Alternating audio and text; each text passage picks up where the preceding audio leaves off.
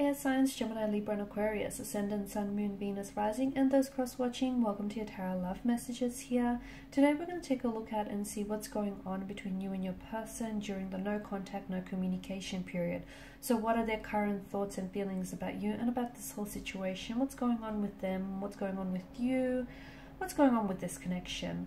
There is going to be a part 2 to this reading here, and that's going to be made via the extension link below. In part 2 of the reading, we are going to explore the details of the message. Sorry, we are going to explore the message and the details in a lot more depth and detail here. So that will be made via the extension link. For those of you that are interested in personalized tarot reading with myself, please feel free to reach out and inquire. I will list my email address just below the video here.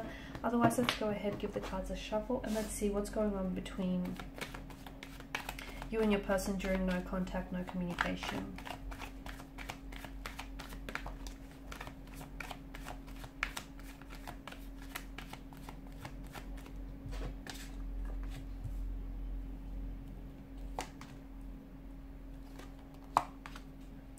Interesting.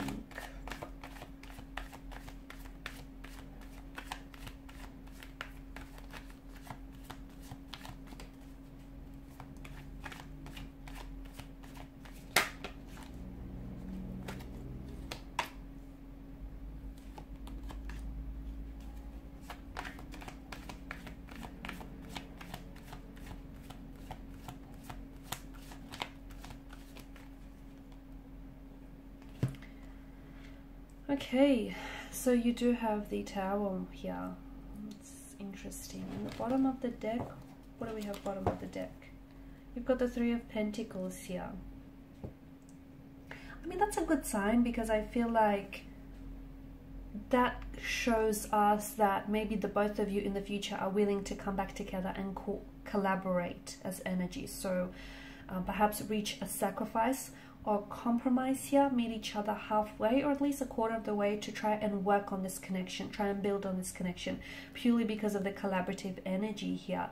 Some of you in the future may also be seeking seeking professional advice that might greatly benefit you as an individual or your connection. So if you are seeing like a therapist or a counselor, they might help you with some of the issues and some of the concerns you may have about your person and their behavior and the overall connection here. But I do like it because it's a collaborative energy, which tells us that the two of you are willing to, you know, work through these differences that you might have, work through some of this tension that might be that might have been created in this connection here. Now the Tower moment, this is interesting. The Tower moment, the Five of Cups here. There's quite a lot of going on here. Okay, there's obviously a deep sense of remorse and regret with the Five of Cups, a sense of missed or lost opportunity that your person is feeling. They're regretting their past actions, their past behavior, their past choices here. Now they know, okay, whether or not they admit this to you here, they know that they've said and done things here which have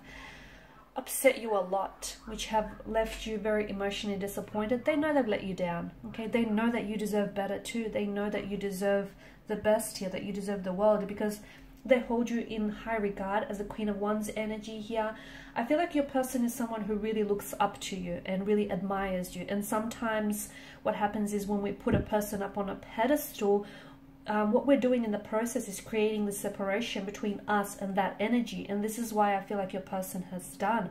They've put you up high, up so high on this pedestal that they're struggling to sort of try and reach out to you, connect with you, if that makes sense. And to them, they feel as though you're maybe out of their league or you're too good for them. And they always feel like they have a hard time here measuring up to you and what it is that you truly deserve here. Okay, so that's one thing here.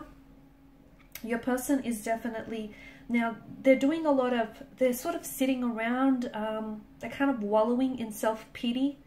They're kind of doing a little bit of, I feel like they're indulging in a bit of a pity narrative. They may have said or done things here, but instead of trying to correct that, I feel like they're kind of letting their emotions get the best of them, to be honest with you. there's quite a restless energy around your person too. Now, they may be acting out or lashing out. There may be a lot of emotions that they're being overwhelmed with. A lot of sadness, you know, them letting you down, a lot of regret here. Look, they're not feeling good about themselves and about this situation. They feel as though they're scared because they might potentially have lost you. This Tower moment, it's definitely changed a lot of things, and it's possibly altered the course of, you know, this connection here going forward. It's also brought a lot of things out into the surface, out into the light here. So it's exposed some things which have been concealed and kept in the hidden, okay? And it's suddenly brought certain things out. Like maybe you're seeing their true colors. Maybe they've hidden information from you, okay? Maybe they've have been dishonest or you know, disloyal here, or have kept lies from you. But it feels like something here has been exposed purely because of the Tower's energy and that lightning bolt. Because to me, that's lightning bolts of truth, and that's what strikes and hits the Tower. And all of a sudden, the Tower is built on this false narrative, okay, on this false structure.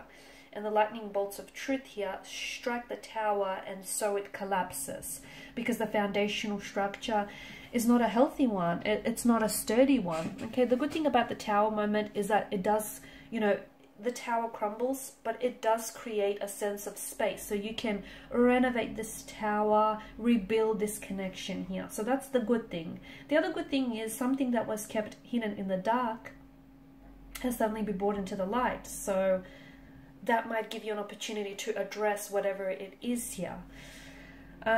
Gosh, okay, with your person's energy, I do feel like there's a bit of pride or a bit of ego here that has been damaged, or that has been hurt here. I feel like your person is very deeply regretful and very sorry. I feel like there's a lot of remorse on their energy here.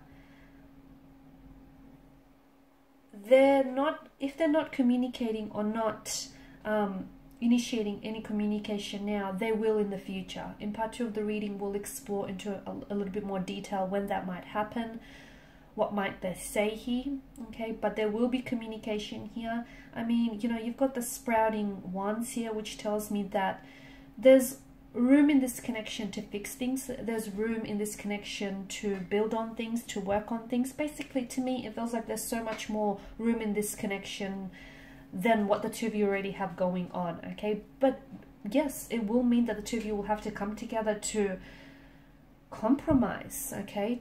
Compromise here to make this work. I do like the Ace of Pentacles, because to me, it feels like when they do come back, they want a clean slate, or it's like them wanting a fresh start with you, a new beginning. And this, them coming back, their return, their reconnection, or their reconciliation, reunion with you feels a little bit more solid here, because it's like they could be gifting you something that might be a reflection of their commitment to you, and their commitment to working on themselves, and their commitment to this connection here.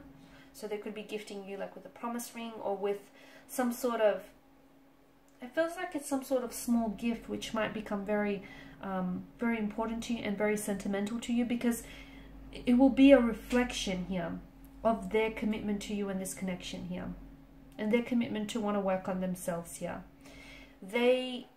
They're not communicating with you right now, but my goodness, do they want to reach out and say some things? My goodness, do they just want to pick up the phone and talk to you and just have things go back to normal? But it's important that when they do come back, they can't be in the same energy when they come back in which the two of you broke things off, because, hey, that's the reason why it failed in the first place, right? So when they do come back, you guys need to sit down together, and you guys need to address some things in the connection here. They're not feeling good about themselves. In fact, they've had better days. They're a bit of an emotional wreck. There's quite a sadness in their energy that weighs them down here. I don't feel like that they are their usual selves here. I feel like they may be sort of, they could be sort of projecting, projecting a certain image on social media to indicate that they're fine or they're doing well here, or they could be trying to plaster a fake smile on their face. but they're not fine. Deep down inside, they're hurting. Deep down inside, they're sad. They're feeling very lonely as well. Not talking to you, not communicating has definitely been humbling for them. And it's definitely highlighted just how lonely they feel without you and your company here. They do feel a little bit defensive here. So are they someone who's very argumentative? Because I get a very kind of defensive kind of energy. Or something happened in which they were trying to defend something that they said or did, or they were trying to maybe defend some sort of situation here, defend an action of theirs, because it feels like they still have their guard up, or they're still very defensive about this certain, whatever happened, this certain situation here. They do want to come back desperately, desperately being the key word there. They want to pick up their phone and they just want to call you, and they just want to reach out to you. They feel as though you have other people, like other connecting energies around you, and they're scared that you might potentially drop them for another romantic suitor. They know that you're very attractive. They know that you're a catch. They do. And they're scared that this is their missed opportunity. And they're kicking themselves for it because it's something they said or something they did here. For some of you, there may have been a third-party situation that somehow got in the way of this connection here. Okay, but to me, the Two of Cups, they're feeling as though all is not lost here. So deep down inside, even though they're, you know, an emotional wreck and a bit of a mess, and they may be crying tears here, and they're feeling sorry for themselves. They're feeling sorry for themselves here. But a part of them, even if it's just a small part, a part of them feels as though all is not lost entirely. They feel as though the two of you can somehow make this work again here. So in part 2 of the reading, we're going to explore how might things be different in the future, okay? We're also going to explore, will the two of you really come together and, you know, build on this connection, work through things here? And what is it, you know, when might they be coming back here and reaching out and reconnecting with you here? Because there is, look at that, the Knight of Wands energy here. There's a lot of fire in their energy here, okay? There's a lot of fire, which tells me that, you know, they're itching to act here. They're itching to communicate. They're itching to act here. They are holding back a little bit here, but not for long. So in part 2 of the reading, we'll explore when will be that next communication, that next contact that will come from this person, or, you know, and will that pave way for reconciliation here? And what exactly happened with this Tower moment, or what are their thoughts on this Tower moment? Because they're feeling very defensive about this situation here. Okay, so that's going to be explored in part 2 of the reading, made available via the extension link below. Thank you guys for your time, your energy, your attention. Bye for now.